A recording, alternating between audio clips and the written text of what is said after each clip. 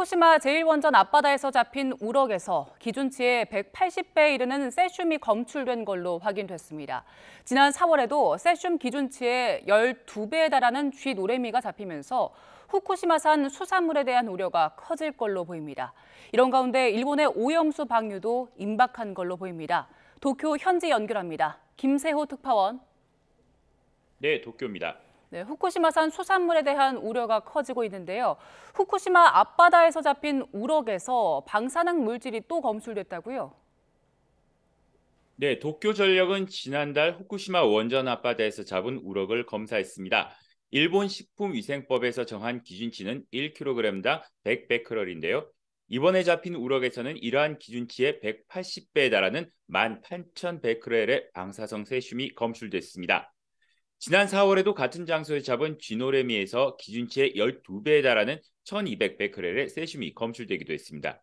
우럭이 잡힌 장소는 원전 1, 4호기의 바다 쪽 방파제인 것으로 파악됐는데 방사성 물질의 농도가 비교적 높은 내부의 물이 흘러나왔기 때문인 것으로 보입니다.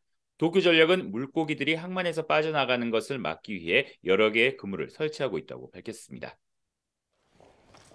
네, 이런 가운데 해저터널 공사가 마무리 단계에 접어들었는데 예정대로 오염수 방류가 초읽기에 들어간 겁니까? 네, 사실상 해양 방류가 임박했다고 봐야 할 것 같습니다. 도쿄전력은 터널 시작 지점인 육지와 해안가 방류구에서 그제 오후부터 6,000톤에 이르는 바닷물을 넣기 시작해 어제 오전 작업을 마쳤습니다. 도쿄전력은 지난 4월 25일 1,030m 길이의 해저 터널을 완공했습니다. 터널 공사에 사용한 굴장용 중장비를 철수하면 터널 공사는 완료됩니다.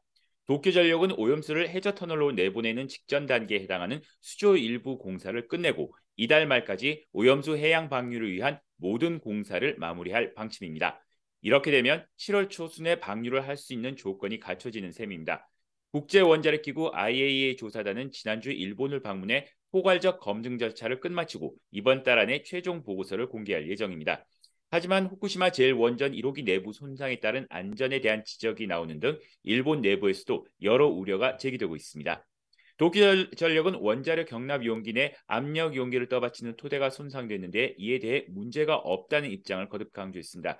하지만 일본 원자력 규제위원회는 도쿄전력의 대처가 불충분하다며 다른 방사성 물질이 방출될 가능성을 지적했습니다. 일본 정부와 도쿄전력의 거듭된 설명에도 오염수 방류에 대한 불안감을 가라앉히기는 쉽지 않아 보입니다. 도쿄에서 전해드렸습니다.